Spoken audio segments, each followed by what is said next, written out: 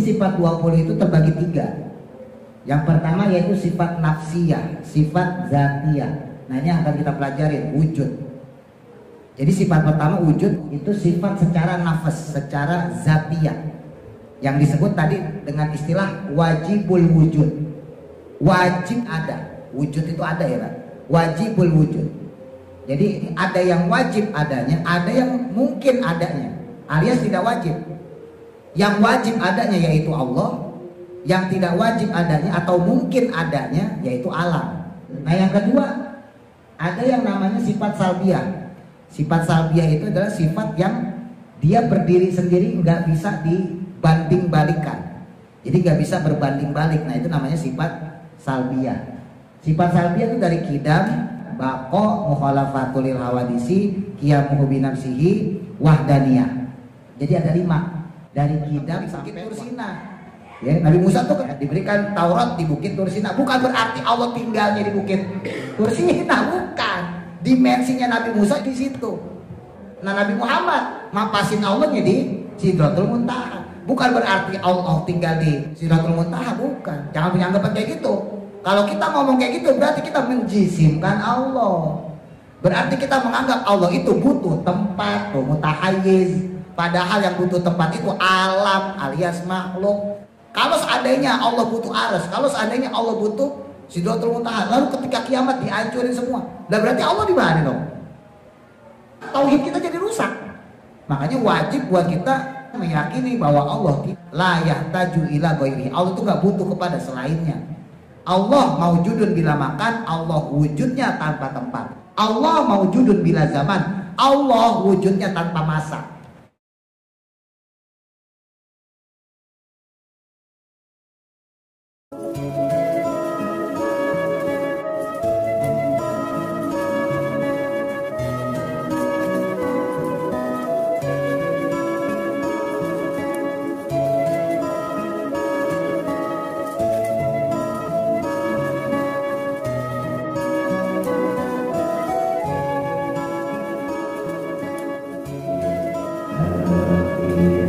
يغفر لنا ولوالدينا آمين. Kita lanjutkan kembali tafsir Al-Fatihahnya. Bismillahirrahmanirrahim. Qala musannifu rahimahullahu ta'ala wa nafa'ana bihi wa bi barakati ulumihi fi daraini amin. Qauluhu ta'ala, adapun firman-Nya Allah Ta'ala, Rabbil Alamin. Lafaz selanjutnya yaitu Rabbil Alamin. Fihi itu tetap di dalamnya fawaidun, ada beberapa faedah. Al-faidatul ula, adapun faedah yang pertama, iklam, ketahuilah, annal maujuda, sesungguhnya sesuatu yang ada, sesuatu yang wujud, itu imma ayyakuna, ada kalanya dia itu wajiban, wajib, li zatihi, bagi zatnya. Wa imma, dan ada kalanya juga ayyakuna, adanya dia mungkinan, ya mungkin, maksudnya tidak wajib, li zatihi, bagi zatnya. Jadi dari sisi keberadaan itu ada yang wajib ada yang tidak wajib ada. Amal wajibu, maka adapun yang pertama yang wajib, lidatihi, bagi zatnya, wajib adanya, fahuwa, maka adapun dia itu Allah Ta'ala, adalah Allah Ta'ala faqat saja. Jadi yang wajib adanya itu hanya Allah saja. Wa amal mungkin, adapun yang mungkin, yang tidak wajib adanya, lidatihi, bagi zatnya, fahuwa, maka adapun dia itu kulluma, setiap perkara, siwallahu ta'ala, selain Allah subhanahu wa ta'ala. Kalau selain Allah tidak ada kewajiban ada. Ini bahasa tauhid begini Pak. Kalau Allah keberadaannya wajib ada, tapi kalau selain Allah keberadaannya tidak wajib ada. Nah selain Allah tersebut Huwa adapun dia itu al-alam, yaitu alam.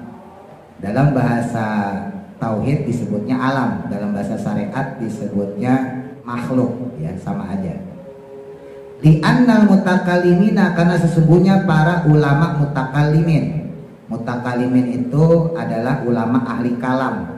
Kalam di sini bukan ucapan ya Pak. Maksudnya kalam di sini yaitu tauhid. Ya, jadi kalau Bapak belajar ilmu kalam itu bukan ilmu ucapan, bukan, tapi maksudnya ilmu tauhid. Nah, ulamanya disebut mutakallimin. Para ulama ahli tauhid itu qalu, berkata beliau semua, al-alamu, adapun alam, berarti sesuatu selain Allah alias makhluk, itu kullu maujudin, adalah setiap yang wujud, setiap yang ada, siwallah, selain Allah. Jadi menurut ulama mutakallimin atau ulama ahli tauhid, selain Allah disebut alam. Dalam istilah syariat disebutnya makhluk. Jadi ini cuma pengistilahan doang ya. Jadi Allah sebagai khalik, khalik itu pencipta. Selain Allah disebut makhluk. Makhluk itu yang diciptakan. Kalau dari sisi penamaan, jadi khaliknya itu Allah, yang diciptakannya itu namanya alam. Alam dalam bahasa tauhid, bukan bahasa Indonesia. Ya. Alam dalam bahasa mutakallimin. Jadi selain Allah ya alam. Kita nih manusia alam. Sekali lagi ini bahasa tauhid ya, bukan bahasa Indonesia.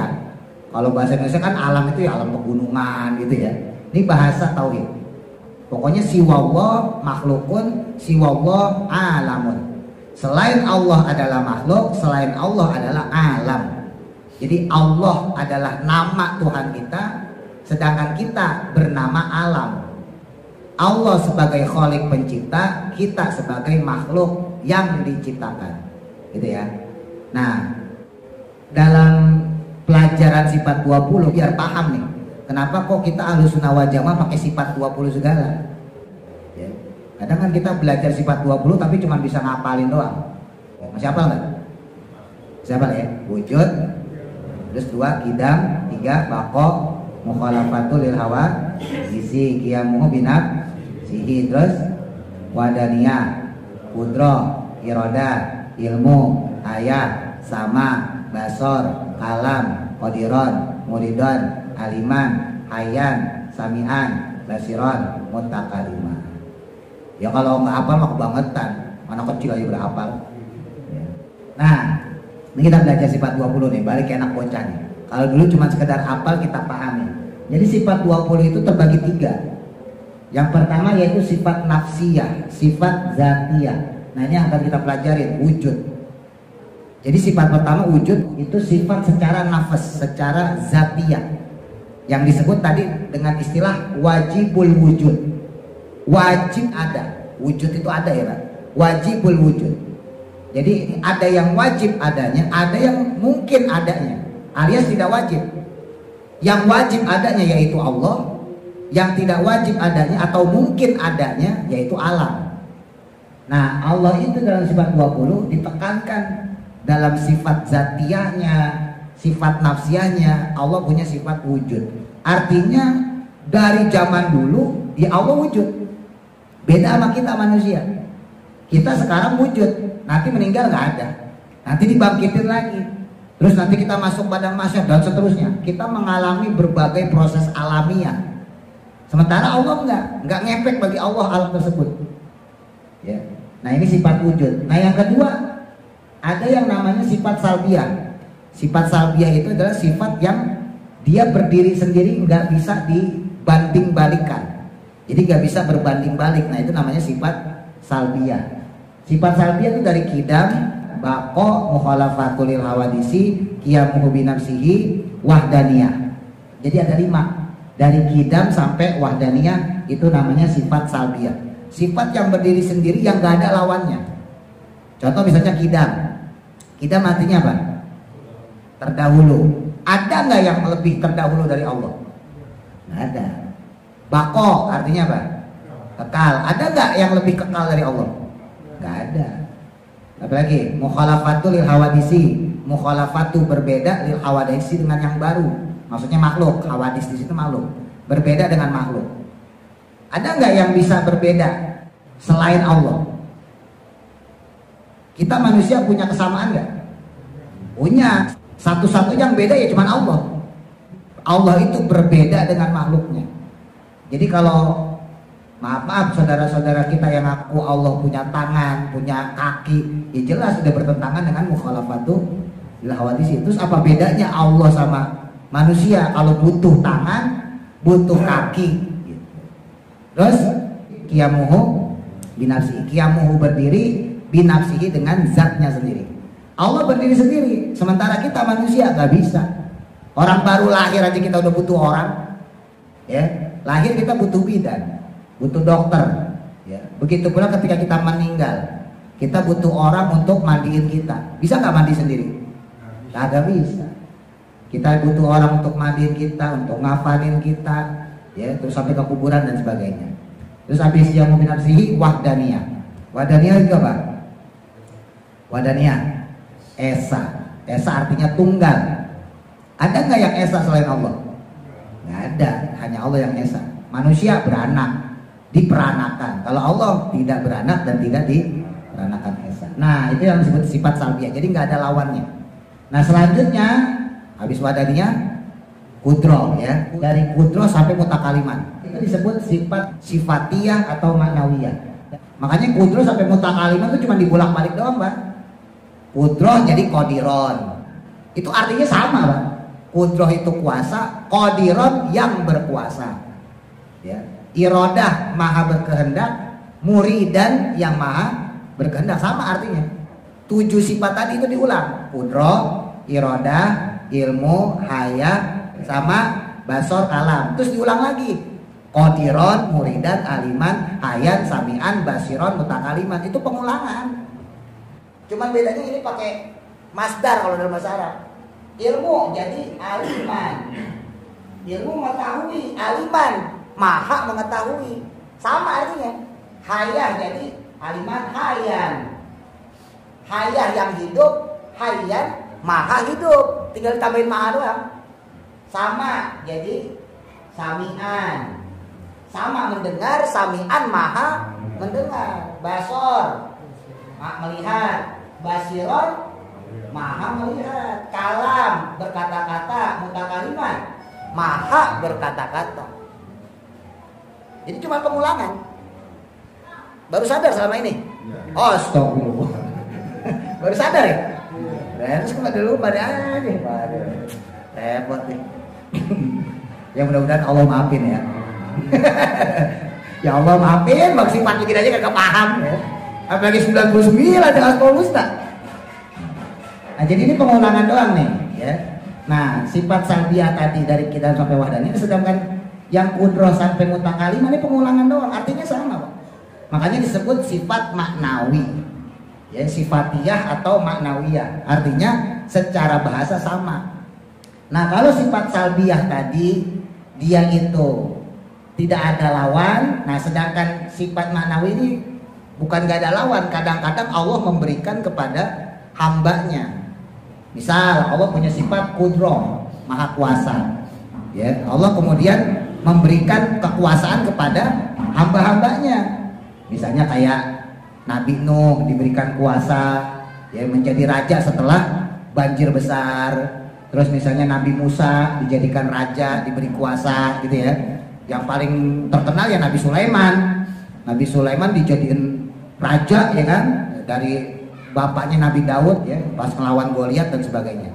Nah ada orang seperti itu. Atau seperti Nabi kita, Nabi besar Muhammad Sallallahu Alaihi Wasallam yang diplot sama Allah tuh ya, yang kalau kita baca laqad ja'akum rasulun min anfusikum azizun alaihi ma anittum harisun alaikum bil mu'minina raufur rahim. Rauf sama rahim itu kan sifat Allah, tapi dihadiahkan oleh Allah kepada Nabi Muhammad. Jadi kalau sifat atau maknawi ini bisa saja diberikan sama Allah kepada makhluk ya, tapi kalau yang ini salbiyah nggak ada. Kidam terdahulu diberikan pada makhluk, nggak ada. Berarti ada makhluk yang lebih dulu dari Allah, lah kan aneh kan begitu. Kemudian lagi misalnya tadi bako kekal, masa ada makhluk yang kekal? Berarti dia mengalahkan Allah karena dia kekal Waktu kita belajar tafsir Yasin kan diingetin tuh, kelak nanti kita di surga itu kekalnya bukan karena kekal lizatiyah, bukan karena zat kita kekal, bukan, tapi karena Allah mengekalkan kita. Ingat-ingat ya, nanti di surga kita kekal loh, kan jelas khalidina fiha abada tuh, ya kan? Di surga kita kekal, khalidin itu kekal Pak, abadan abadi selama-lamanya. Cuman di surga nanti abadinya kita diabadikan sama Allah. Artinya andai kata kita punya kepengenan, seandainya gitu ya, Allah bikin dunia baru, ini seandainya aja, seandainya Allah bikin dunia baru, ditawarin, jamaah ikhlas, mau nggak balik lagi ke dunia zaman dulu lagi? Ini saya bikin dunia baru nih, jadi kalian keluar dari surga masuk ke dunia yang baru, bagaimana? Mau nggak? Kalau kita bilang mau, ya udah bikin dunia baru, berlaku lagi dosa pahala. Berarti gak kekal lagi kita. Maksudnya Allah itu bisa bikin kayak gitu, paham ya? Tapi saya yakin Bapak pasti nolak. Iyalah enakan di surga ya kan. Wah, balik lagi ke dunia ya kan. Iya kalau dapat bini cakep, kalau bini yang kemarin, wah repot urusan itu. Iya kalau dapat anak yang baik, lah anak durhaka, panjang lagi. Iya kalau kerja jadi bos, kalau kerja jadi pengemis, lah ayo, nggak usah di surga aja deh. Udah enak begitu. Nah jadi balik lagi nih. Nah, kedua sifat ini, sifat secara maknawi, secara sabiah, itu berada pada sifat nafsiyah, zatiyah, yaitu wujudnya Allah. Makanya disebut wajibul wujud atau asbabul wujud, wujud yang wajib ada. Sementara kita manusia nggak ada kewajiban ada, nggak ada pun nggak ngaruh buat Allah maksudnya. Tapi kalau Allah nggak ada, terus siapa yang nyiptain alam semesta? Kan gitu. Makanya Allah wajibul wujud, wajib adanya Allah. Nah Allah juga disebut asbabul wujud. Allah lah yang menjadi penyebab adanya alam tadi. Ini saya kasih pertanyaan nih. Ini kaca, kita pukul pecah. Kaca ya, kaca kita pukul pecah. Pertanyaannya, kaca yang kita pukul pecah itu karena pukulan kita atau karena kacanya itu yang lemah? Oh, aja saya harus mikir. Ayo, ini kaca deh, kita pukul, buang. Pertanyaannya, kaca itu pecah karena pukulan kita atau karena emang kacanya lemah? Oh, kan udah berbeda tuh, ya kan? Iya, udah calon ulama nih, biar ada khilafiyah segala. Nah, ketika kita mukul kaca, lalu kaca pecah, sebetulnya dua jawaban tadi benar. Kaca itu pecah karena pukulan kita yang keras, benar juga. Karena tanpa adanya pukulan, kaca gak bakal bisa pecah. Tapi jawaban kedua juga benar juga, karena kaca itu lemah. Sebab kalau kaca itu keras, sekuat apapun tangan kita, lo kacanya anti peluru, yang ada bohongnya tangan kita, bonyok, ya kan gitu, kalah tangan kita. Artinya ada dua keterpaduan. Cuman akal, nih saya ularin ya, akal itu lebih mudah menerima kalau kaca itu hancur gara-gara pukulan, bukan gara-gara kaca itu lemah. Saya ulang ya, otak kita itu lebih mudah menerima kaca itu hancur gara-gara dipukul daripada kaca itu lemah. Jadi andai kata nih ada orang ngomong, tuh kaca hancur, iya gue pukul tadi, sebel gue sama dia. Nah itu lebih gampang diterima dibandingkan kalau kaca itu lemah. Itu kenapa kaca hancur? Iya gue pukul tadi, sebetulnya tuh rontok sendiri. Lah aneh, ya kan? Untuk nerima itu lebih sulit, paham ya? Nah Allah itu sebagai asbabul wujud, penyebabnya keadaan alam semesta ini. Kalau kita sebut alam semesta termasuk kita ya, manusia sebagai makhluk, hewan dan sebagainya, itu nggak bisa dilepaskan dari sifat asbabul wujudnya itu. Keberadaan Allah sebagai asbabul wujud, sebagai penyebabnya keberadaan, itu nggak bisa dilepaskan, Pak. Makanya kalau orang ateis nih, orang ateis itu orang yang nggak percaya Tuhan ya. Kalau di zaman Nabi disebutnya kafir zindik. Jadi dia nggak percaya sama Tuhan. Kalau dia ngomong, oh ini manusia, hewan, tumbuh-tumbuhan, planet, matahari, itu kan terjadi karena pembentukan alam semesta. Orang-orang yang nggak percaya Tuhan tuh ngomongnya begitu, nggak punya agama dia, nggak percaya Tuhan, nggak ada Tuhan itu. Manusia, ini alam semesta ya, pohon, ya, hewan dan sebagainya itu terbentuk dengan ketiadaan dengan sendirinya. Lah kan aneh kalau kita pikir-pikir, bagaimana mungkin Sesuatu yang tidak ada alias nol membuat sesuatu yang ada. Balik lagi ke nalar tadi pikir, lebih mudah mana otak menerima sesuatu yang ada membuat sesuatu menjadi ada pula. Sesuatu yang sudah ada membuat sesuatu yang ada pula. Atau sebaliknya, sesuatu yang tidak ada, nol, membuat sesuatu yang ada. Pasti otak itu lebih mudah menerima sesuatu yang ada itu membuat sesuatu yang ada pula. Kan begitu. Adanya Allah membuat sesuatu yang ada pula yang lain. Manusia, hewan, tumbuhan. Tapi kalau manusia itu tercipta tiba-tiba, hewan tercipta tiba-tiba, tumbuhan tercipta tiba-tiba, bagaimana mungkin ketiadaan, kosong? Kosong bisa bikin satu, kosong bisa bikin isi. Ketiadaan bisa bikin ada, mana mungkin? Paham nih? Ini ngaji berat nih. Ya. Ketiadaan mana mungkin bisa menciptakan menjadi ada? Orang dasarnya udah kagak ada. Tapi kalau ada, bikin jadi ada lagi bisa. Bapak nggak punya pohon, nggak punya kayu, pengen bikin meja, bisa nggak? Kagak bisa. Kita nggak punya pohon, nggak punya kayu, bikin meja, bikin kursi, modalnya dari mana? Nggak bisa. Punya pohon dulu, punya kayu dulu. Kalau punya pohon ya berarti dipotong-potong dulu. Kalau udah ada kayunya berarti tinggal gergaji paku. Kan begitu, baru dibentuklah meja, dibentuklah kursi. Bagaimana mungkin bisa ada kursi tanpa adanya kayu atau pohon? Bagaimana mungkin ada manusia tanpa ada yang menciptakan? Bagaimana mungkin ada alam tanpa adanya yang menciptanya?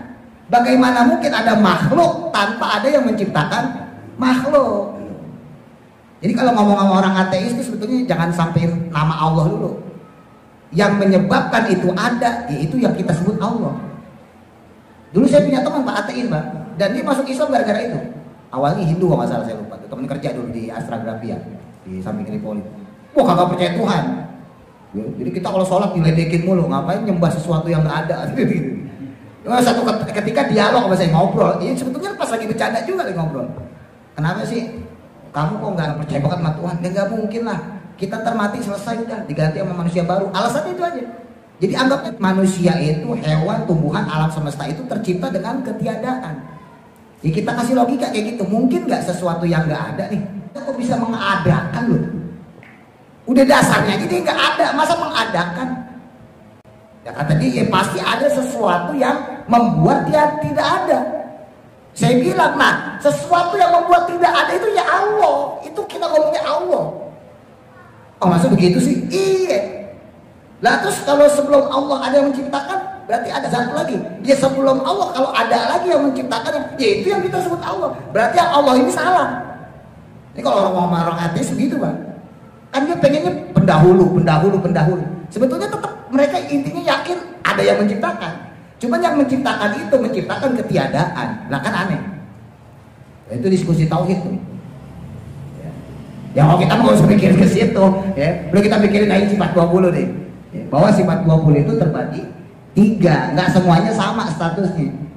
Ya berhubung kita masih kecil diajarin, ya udah apalin wujud kita bako mukhalafatu lil awadisi kan gitu. Qiyamu binafsihi wadaniyah kudrah iradah ilmu ayasama basar kalam qadiran muridan aliman hayan sami'an basiran mutakaliman. Udah pulang salim pulang sampai sekarang makanya nggak ngerti isinya apaan itu. Nah jadi Allah itu secara nafsiyah, secara dzatiyah sebagai wajibul wujud, wajib adanya, asbabul wujud sebagai penyebab keberadaan alam semesta itu sifatnya harus ada. Sementara kita sebagai alam, sebagai makhluk nggak ada pun nggak apa-apa, nggak ada kewajiban kita ada. Adanya kita atau tidak adanya kita itu tidak berpengaruh bagi Allah.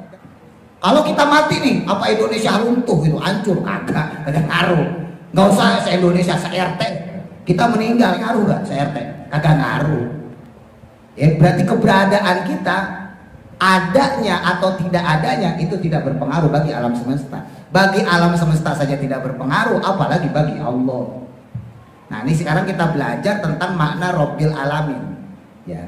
Nah di sini sebutin Wasababu tasmiyatin, dan adapun sebab daripada penamaan hadal kisma akan pembagian kedua ini, ya, bil alami dengan penamaan alam. Kenapa kok kita disebut alam, ya, makhluk? Anna wujuda kulli syai'in, karena sesungguhnya wujud setiap sesuatu siwallah selain Allah itu ya dulu menandakan ala wujudillahi ta'ala, atas wujudnya Allah ta'ala. Nah, karena alam itu menandakan wujudnya Allah, falihada sababi, maka oleh karena sebab inilah sumia dinamakan kullu maujudin, setiap yang wujud siwallahi selain Allah, bi annahu, dengan bahwa sesungguhnya bernama alamun, yaitu alam gitu. Jadi alam itu diambil dari kata penandaan. Tanda dalam bahasa Arab itu ada dua, Pak. Ada alamat, ada ayat. Alamat itu bahasa Indonesia tuh alamat rumah, ya. Tapi kalau alamat dalam bahasa Arab itu namanya tanda. Makanya ada lagu Alamate Anak Soleh. Tahu nggak? Orang Jawa tahu, tahu nih. Alamate anak solehiku papa gitu ya. Nah, itulah. Nah, alamat itu bukan bahasa Arab tuh. Alamat itu artinya tanda. Nah, selain alamat itu juga ada ayat. Ayat juga arti tanda. Cuman kalau ayat itu biasanya tanda-tanda yang besar, tanda-tanda kebesaran Allah. Ya, misalnya manusia diciptakan Allah berpasang-pasangan. Bapak-bapak sering ikut acara kawinan tuh kan suka dibaca tuh. Wa min ayatihi an khalaqalakum min anfusikum azwajan litaskunu ilaiha, dan di antara tanda-tanda kebesaran Allah kan gitu tuh, ya. Allah menciptakan kamu dengan berpasang-pasangan, karena itu di antara tanda kebesaran. Tapi kalau tanda-tanda yang kecil itu biasanya pakai alamat.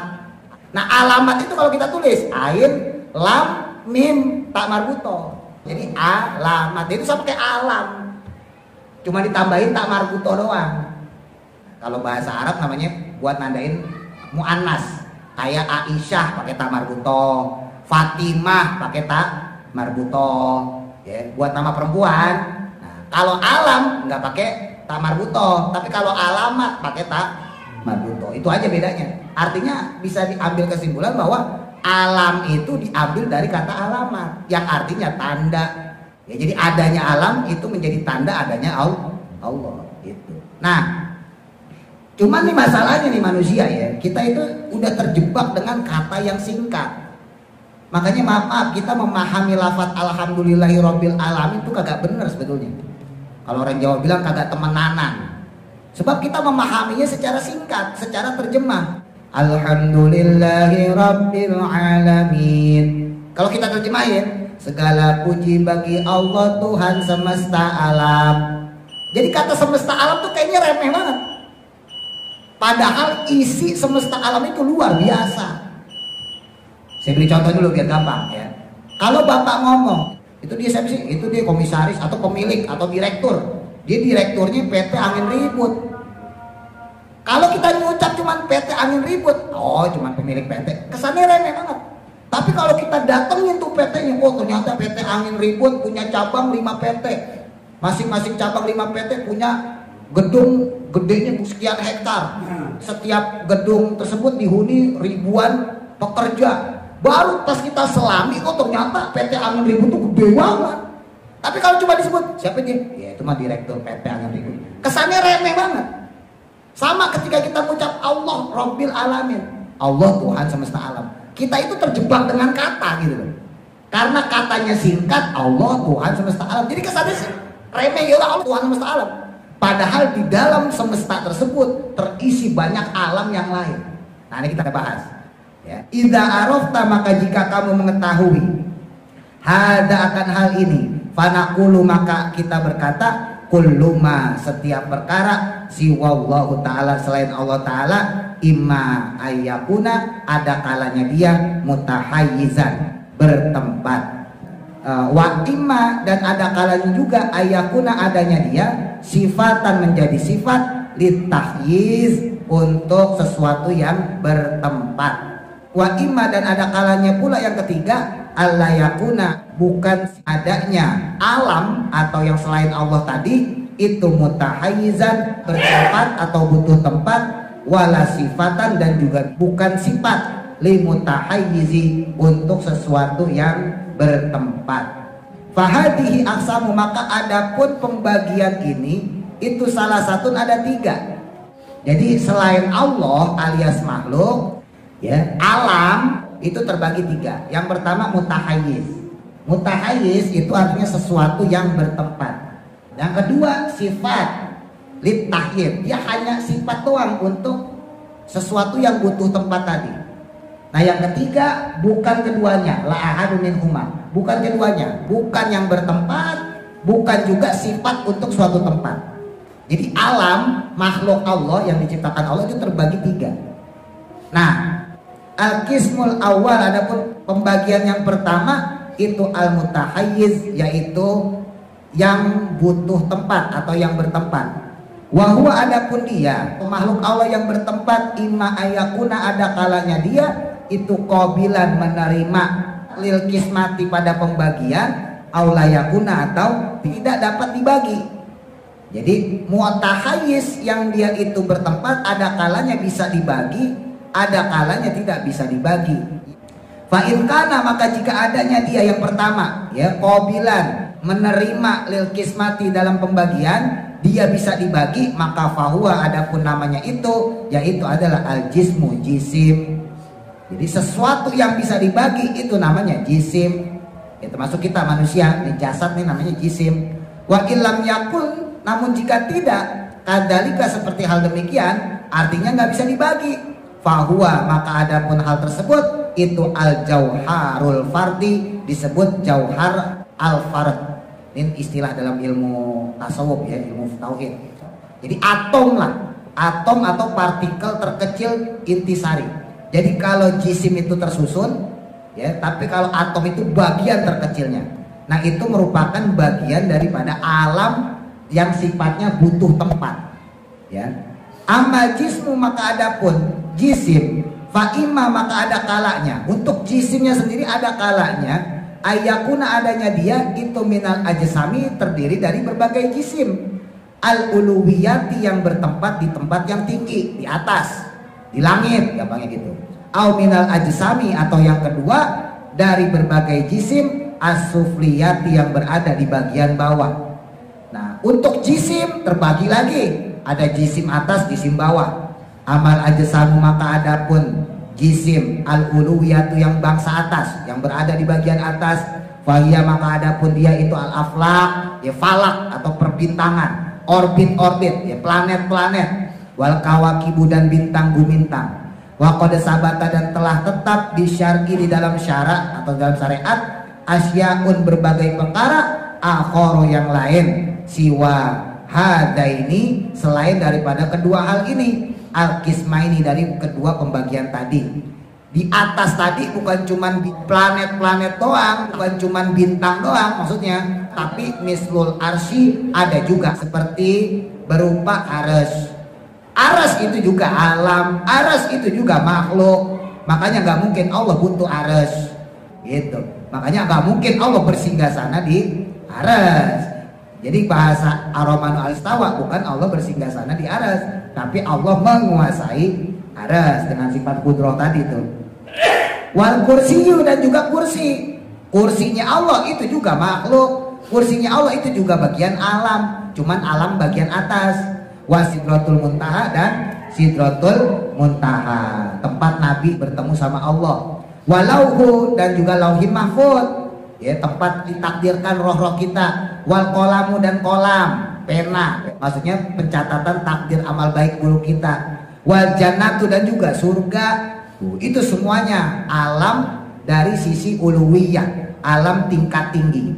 Wa amal ajsamu, sedangkan adapun jisim-jisim, as-sufliyatu, yang bangsa bagian bawah, fahiyya, maka adapun dia imma, ada kalanya, basitotun, itu tercerai-berai atau berantakan, au muraqabatun, atau bisa juga tersusun.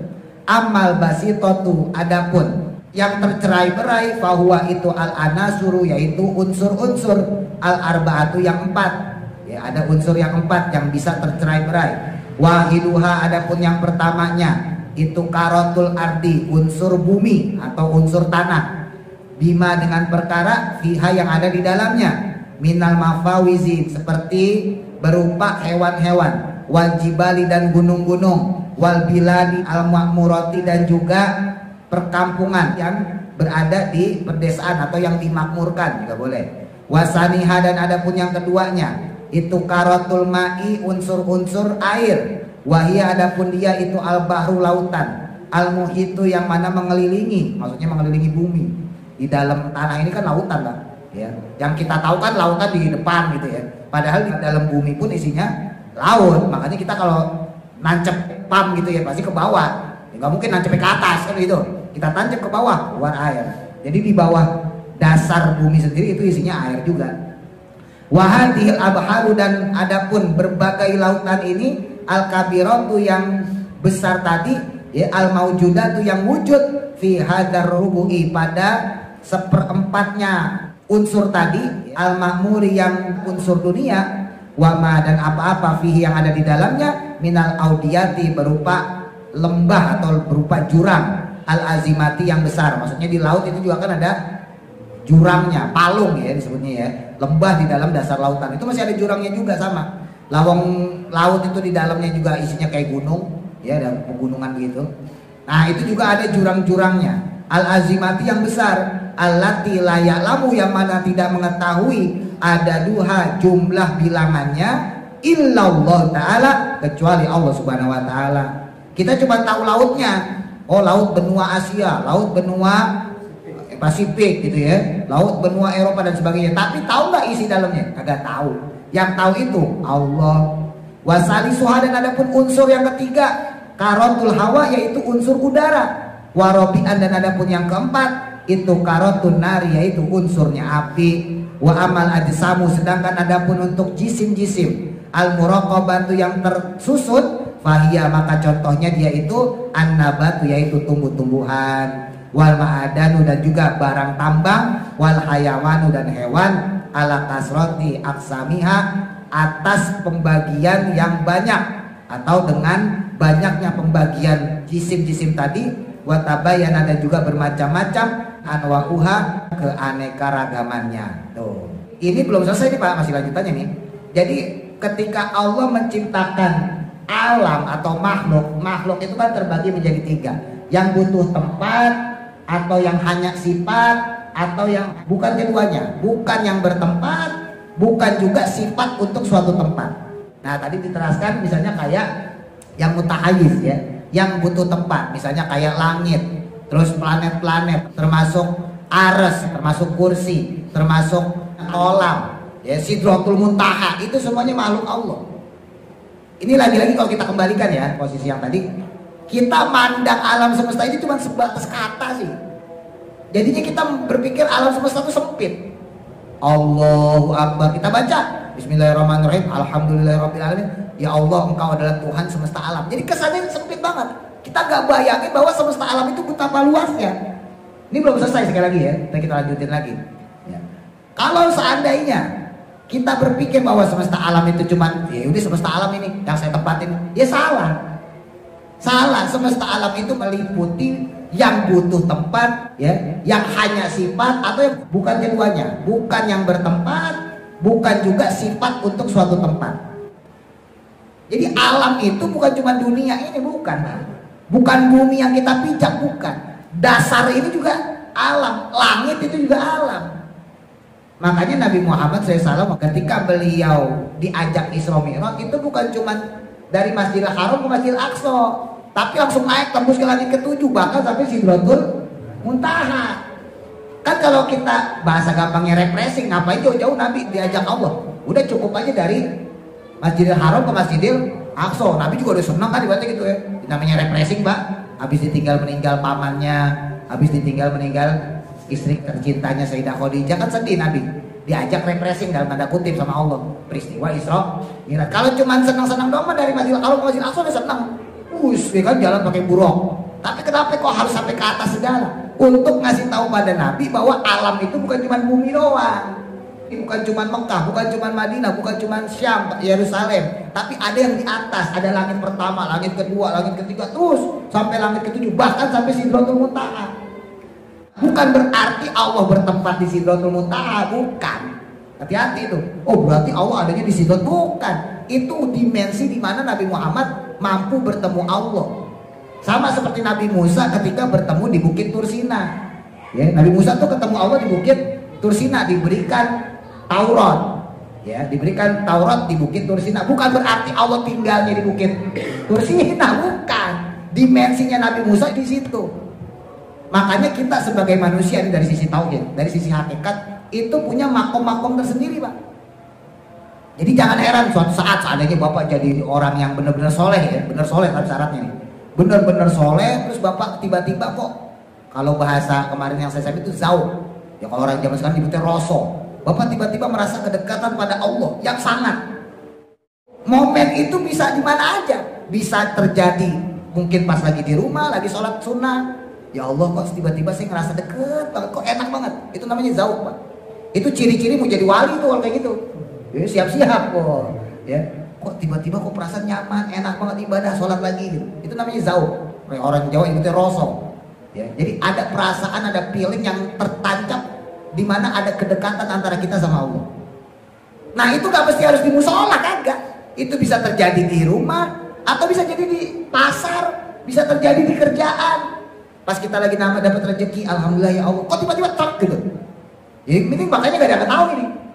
Nah itulah dimensinya manusia. Kayak Nabi Musa ternyata mapasin Allahnya di Bukit Tursina. Nah Nabi Muhammad mapasin Allahnya di Sidratul Muntaha. Bukan berarti Allah tinggal di Bukit Tursina, bukan berarti Allah tinggal di Sidratul Muntaha, bukan. Jangan punya anggapan kayak gitu. Kalau kita ngomong kayak gitu berarti kita menjisimkan Allah. Berarti kita menganggap Allah itu butuh tempat, mutahayyiz. Padahal yang butuh tempat itu alam alias makhluk. Allah itu nggak mungkin mutahayyiz. Allah itu nggak mungkin butuh tempat, nggak mungkin. Masa Allah butuh tempat? Nah kalau Allah di Bukit Tursina, seandainya Bukit Tursina digusur, pindah dulu saya ini pindahan. Nah kan nggak mungkin. Seandainya Allah butuh Sidratul Muntaha, kelak nanti kiamat dihancurin semua. Kiamat dihancurin semua loh Pak. Langit semua dihancurin, kursi, arsy dihancurin. Kalau seandainya Allah butuh arsy, kalau seandainya Allah butuh Sidratul Muntaha, lalu ketika kiamat dihancurin semua, lah berarti Allah di mana dong? Tauhid kita jadi rusak. Makanya wajib buat kita meyakini bahwa Allah la yahtaju ila ghairihi. Allah itu nggak butuh kepada selainnya. Ya, ingat nih tauhid kita nih. Allahu maujudun bila makan, Allahu maujudun bila zaman. Allah maujudun bila makan, Allah wujudnya tanpa tempat. Allah nggak butuh tempat. Allah maujudun bila zaman, Allah wujudnya tanpa masa. Allah nggak butuh masa. Kita butuh masa, kita butuh waktu. Dari belum lahir jadi lahir, gitu ya. Dari kecil ke gede. Allah enggak. Allah dari begitu, ya begitu udah. Allah nggak butuh tempat, Allah juga nggak butuh waktu. Ya, soalnya kita sambung.